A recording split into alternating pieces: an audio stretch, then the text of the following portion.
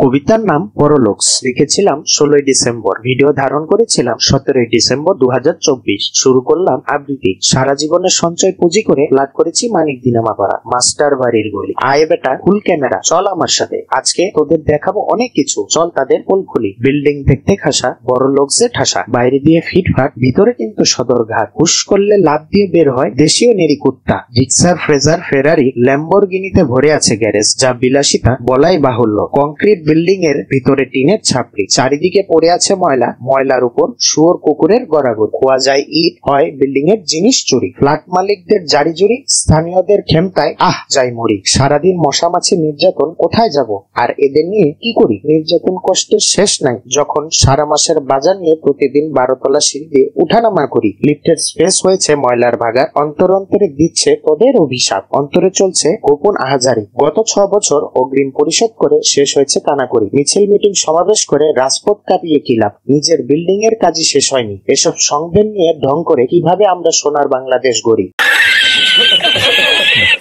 পরলোকস।